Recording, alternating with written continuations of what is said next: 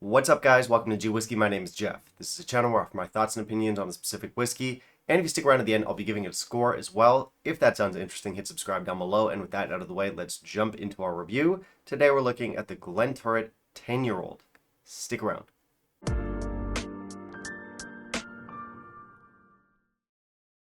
Alright, so we're looking at the Glenturret 10 today. Glenturret is kind of an interesting brand. They reinvented themselves a few years back. I believe it was in 2020, maybe 2019. And they got a new look, they got a new bottle, and they got a lot of awards and accolades and attention that followed that.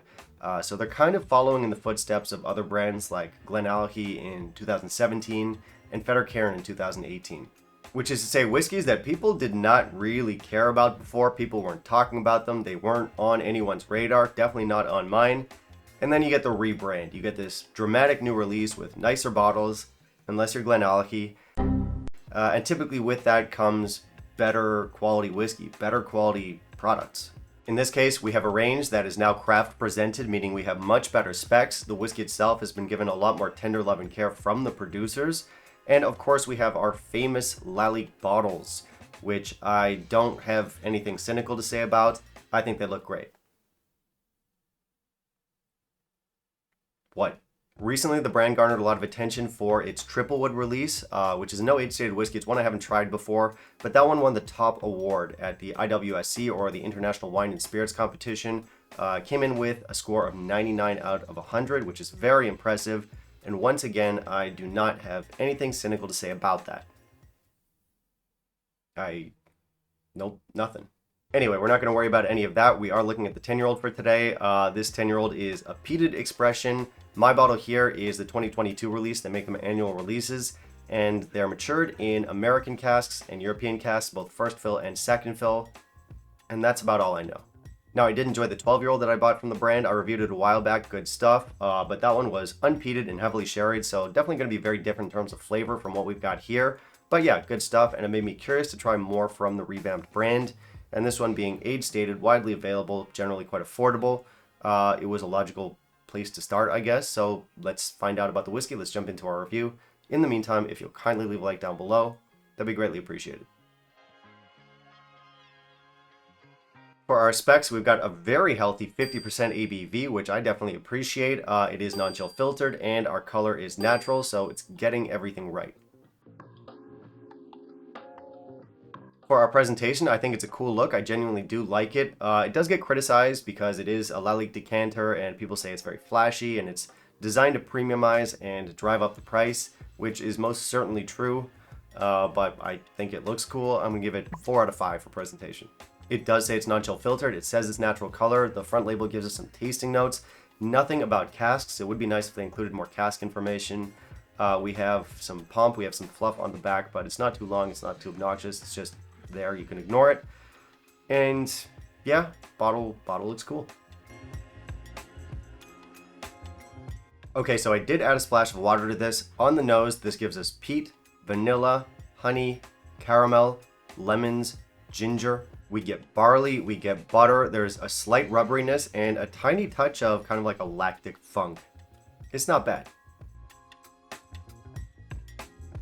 On the palate and finish, this has a very nice texture. It's oily, it's mouth coating. First up, I get ginger. We get a particularly ashy and sweet style of peat. There's earth, there's brine, there's charred oak, there's resin. And on the finish, we get ginger beer, baking spices, Dr. Pepper, and a touch of bubblegum. Pink bubblegum. Medium to long finish. Okay, so I do think this is a solid pour of whiskey, but for me, speaking personally, there are no big surprises in this. Like, it hits the way I expected it to before I bought the bottle, if that makes any sense. So it's solid stuff, but there's no wow factor here, scientifically speaking. Put differently, this is a quality whiskey that does everything that I expected it to and very little that I didn't, but that's fine because it is a quality whiskey. It's clearly very well crafted, it's well made, and I think this will suit a lot of you who are fans of the mainland style of peat. Mainland style peat typically gives us a little bit less saltiness, and if it is salty, it's less of a maritime style of salt. Usually we get a little bit more earthiness, and that's pretty much what this is. So again, if you're a fan of the style, this will work for you, but personally speaking, I do prefer stuff that's from the islands or from Isla. Like, I do respect mainland peat, and I'm glad that there are brands out there that are championing it. But again, just for me, I'd rather have a good Kilchoman or Port Charlotte than something like a Benriach or a Glenturret, or even a heavily peated, what do you call it, Benromic. Like, I just prefer the island stuff. I prefer the Isla stuff. In my opinion, it is the superior form of peat, and mainland style peat is the inferior form of peat. So, yeah, like, I guess I'm kind of a racist for peat. A peatist? The fuck am I talking about? Still, for what it is, I think it's nice, despite not being my go-to style. We do have some interesting notes in here. Like I said, it's got an ashy and particularly sweet style of peat. Beyond that, we have some earthiness. We have the vanilla, so a lot of classic mainland style notes as well. But well done. As I mentioned, this one gets sweeter still on the finish. We get notes like Dr. Pepper and bubblegum, which is really fun. Not a lot of whiskeys taste like Dr. Pepper and bubblegum. And it's cool how whiskey can transport you like that. Like, sometimes when I drink this stuff, I feel like I'm 6 years old again. Not from the soda and bubblegum specifically. I just drank a lot of hard liquor back then. Another nice thing here is that 50% ABV, which of course is great. That helps with the texture. It helps with the intensity. So on paper, it's getting a lot of things right. It's just, as I said, not my preferred style of peat, but I'm glad like we have whiskeys like this that are championing the mainland style of peat, and it's a well done one. So again, I'm complaining about nothing, and it's very personal. The gripes I have with this are very personal. You might not have them. Another very minor issue that I have is that I do get a very slight lactic funk in this whiskey, and I don't think it matches the whiskey, and I don't think it matches the style. It's a similar issue I had with the Balkan 10 from Edredar, which is peated and it's bourbon matured, and I didn't think that funk matched the peat. I didn't think the styles meshed, and I find I have a similar complaint with this one. The notes aren't quite as forward, and it's less of a problem here, but it is something I notice, and again, that's me. So at the end of the day, I do think this whiskey is a quality product, and I'm just being a fussy little princess. It's not one that I particularly connect with, but it's all for very personal reasons. Like, I can't objectively say that there's something wrong here. It's just not my style, and we'll leave it at that. My score for this is going to be 84. Which, of course, is not a great score, but it's not a terrible score either. I think the whiskey is fine. It's not something I reach for too much.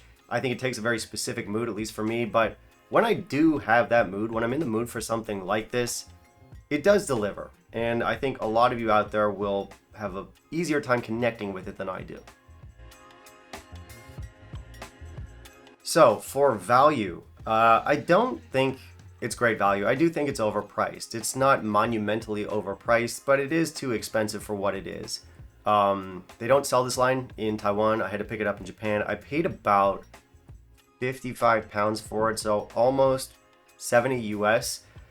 And yeah, that's a little bit too high. Now, I'm not mad at it. I don't feel completely ripped off, and I am going to enjoy this bottle, but I am not going to replace it, and I'm not going to recommend it to other people unless you're big Glenturret fans, you're fans of mainland style peat, and the description, the tasting notes all sounded really good to you. In that case, sure, try it out for yourself. If not, I would skip. And that's it for today's video, guys. Thank you very much for watching. If you want to help support the channel, I do have the Patreon. Otherwise, you can like, comment, and subscribe. That is always appreciated. This one, I feel like, is going to be a bit divisive. I think there's going to be a lot of people out there who really like this stuff. And I want to hear from you. Are you one of those people? Are you with me and you're kind of meh about it? Let me know down below. Finally, down below in the comments, you can let me know what you want to see me review next, and I'll keep it in mind for my upcoming videos. Bye, guys.